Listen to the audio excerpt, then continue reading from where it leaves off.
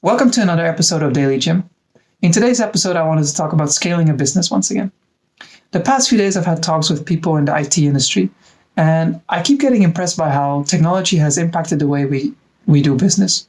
Not only functionally, but also the way we think about business and what KPIs we're trying to go for and at which point in time we were thinking of scaling the business. If we go back a few decades, it used to be that the company would produce a product or service and then sell it to the customer, after which they would receive the money. At some point, pre-orders started becoming a thing, in which customers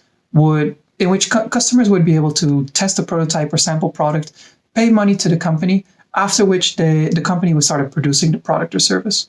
Then with modern day technology, we have access to things like crowdfunding, for which customers haven't even been able to try the product or service, but they already believe in the idea, give money, and just hope that everything will work out. When we look at technological products in particular, so software for desktop or mobile, I feel that those have undergone a transition as well the last decade or so. Generally, companies still go through the prototype, alpha stage, closed beta, open beta, and official launch stage.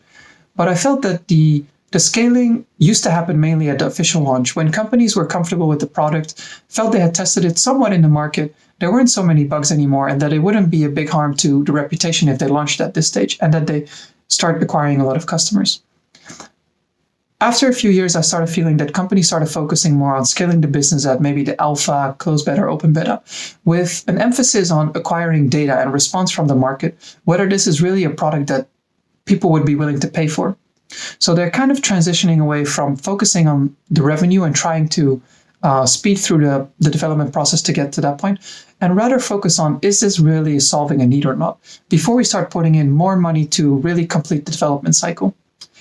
In the recent few months, maybe year or so, and especially talking with these people the last few days, I started feeling that companies start scaling even earlier than that, already in the prototype, or sometimes even while they're still making the prototype stage.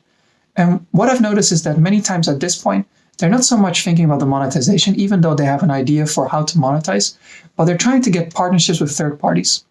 The reason I think it works, and the reason why I think many people that I've talked with are trying to do it, is that by partnering up with third parties, even though it's still a prototype, very rough product, maybe not even a minimum viable product, they're able to leverage the reputation and the clout that this third party has built up with its user base. At this point, if they open up the software, it doesn't have to be open source, but they give it away for free as a plugin or so, and they integrate it with the service that the third party is offering, the third party will use this network to then service it to their customers. The customers will associate this service with the original third party, with which they already have an existing relationship. Even in case there's something going wrong, of course, customer complaints might come in, but generally, because there's already a trust existing there, people will not be so unhappy and rather applaud the addition of a service that might make life easier for them. As a benefit for the original company that's producing the service, though, they're getting access to a lot of data and a lot of feedback and especially if they partner up with different third parties. So as you can see, it seems like there has been a major shift in how companies are thinking and at which point they try to scale. This is also accomplished by social media and other platforms that allow you to start branding your story and selling your story already from a very early stage to gauge if there's interest, not just B2B, but even B2C. So I guess the key point I want to give away to people is that when you're trying to do your business, really try to think about how can I start incorporating feedback and getting feedback from people, not just one-on-one, but even one-to-many, using platforms like Facebook, Instagram, or others. And branding your story from the early stage, because this way you can get a lot of people, win a lot of people over.